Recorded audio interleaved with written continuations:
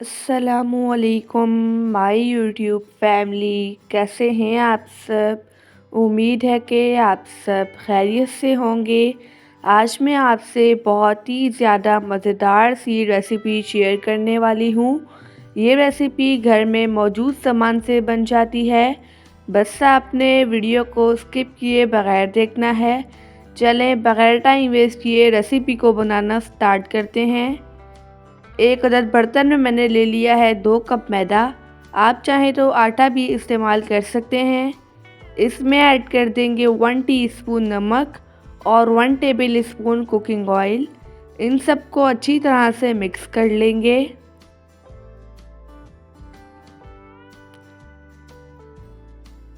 इसमें थोड़ा थोड़ा सा पानी ऐड करेंगे। इसकी हम डो तैयार कर लेंगे। इसकी डो बिल्कुल वैसे ही तैयार करेंगे जैसे हम नॉर्मल आटा गूंथते हैं। इसे हम अच्छी तरह से गूंथ लेंगे। आप इस रेसिपी को ज़रूर ट्राई कीजिएगा और मुझे अपना फीडबैक देना मत भूलिएगा। डो को मैंने अच्छी तरह से गूंथ लिया है। इस पर हम कुकिंग ऑयल अप्लाई कर लेंगे। इस डो को हम तकरीबन 10 से 12 मिनट के लिए रेस्ट दे देंगे ताकि डो अच्छे से सेट हो जाए। डो अच्छे से सेट हो रही है जब तक हम नेक्स्ट काम करते हैं। मैंने लिए हैं 2 से 3 अदद बॉईल किए हुए आलू। इनको हम ग्रेट कर लेंगे। मैंने ले ली है 1 अदद गाजर। गाजर को मैंने छील कर वॉश कर लिया था। इसे भी हम ग्रेट कर लेंगे।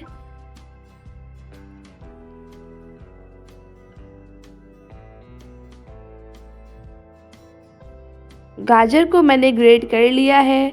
इसमें ऐड कर देंगे एक छोटे साइज़ का चॉप किया हुआ प्याज, 1 अदद चॉप की हुई हरी मिर्च। अब इसमें स्पाइसेस ऐड कर देते हैं। हाफ़ टेबल स्पून कुटी हुई लाल मिर्च, 1 टीस्पून लाल मिर्च का पाउडर, 1 टीस्पून नमक। नमक आप टेस्ट के अकॉर्डिंग कम या ज़्यादा कर सकते हैं। 1 टीस्पून ज़ीरा पाउडर, 1 टीस्पून धनिया पाउडर। साथ ही ऐड कर देंगे ढेर सारा ताज़ा हरा धनिया। अब इन सबको अच्छी तरह से मिक्स कर लेंगे। अगर आपको वीडियो अच्छी लगे तो वीडियो को लाइक कर दीजिएगा और एनबी कुकिंग को सब्सक्राइब भी। मैं डेली बेसिस पे आपके लिए मज़ेदार सी रेसिपीज़ लेके आती हूँ। यहाँ पर हमारी फिलिंग बनकर रेडी हो चुकी है। इसे साइड पे रखते हैं। डो को रेस्ट दिए हुए 10 मिनट हो चुके हैं। इसके अब हम छोटे छोटे से पेड़े बना लेंगे।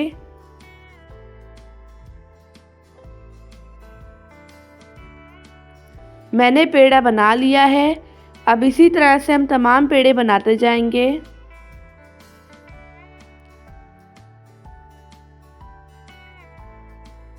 इन पेड़ों को हम साइड पे रखते हैं। काउंटर पर हम मैदा डस्ट करेंगे। एक पेड़ा रखेंगे। इसे हम अच्छी तरह से बेल लेंगे। पेड़े को मैंने बेल लिया है। अब इस पर हम घी अप्लाई कर लेंगे।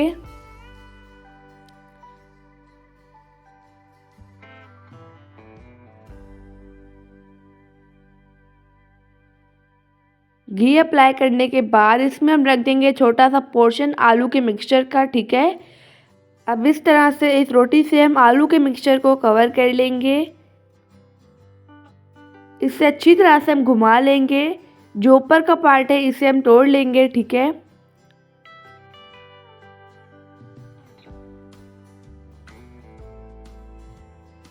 अब इसे हम एक दफ़ा हाथों की मदद से अच्छी तरह से सेट करेंगे। अब अगेन हम काउंटर पर मैदा डस्ट करेंगे और इसे हम बेल लेंगे। ये रेसिपी बहुत ही ज़्यादा मज़ेदार बनती है।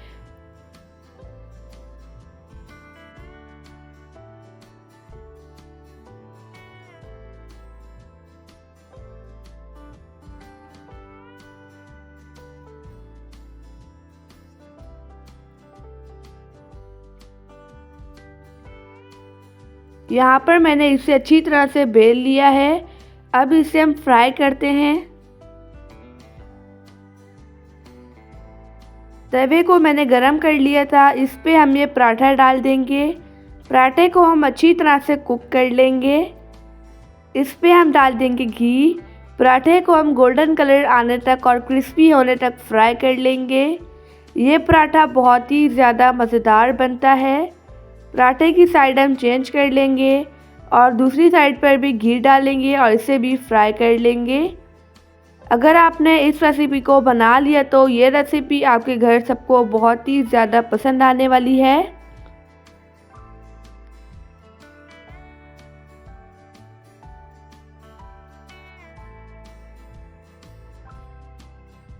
यहाँ पर मैंने पराठे को अच्छी तरह से फ्राई कर लिया है। इसी तरह से मैं तमाम पराठों को फ्राई कर लूँगी। माशाअल्लाह अल्हम्दुलिल्लाह हमारा मज़ेदार सा आलू गाजर का पराठा बनकर रेडी हो चुका है। ये रेसिपी बहुत ही ज़्यादा मज़ेदार बनी है। अब मैं आपको तोड़ कर दिखाती हूँ।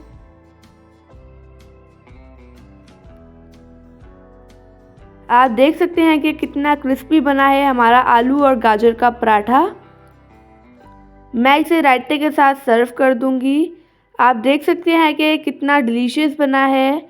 माशाअल्लाह अल्हम्दुलिल्लाह हमारा मज़ेदार सा आलू गाजर का पराठा बनकर रेडी हो चुका है। आई होप कि आपको आज की रेसिपी बहुत ही ज़्यादा पसंद आई होगी। आप सब अपना ढेर सारा ध्यान रखिएगा, मुझे अपनी दुआओं में याद रखिएगा। अब मिलते हैं कल किसी नई रेसिपी के साथ। अल्लाह हाफ़िज़।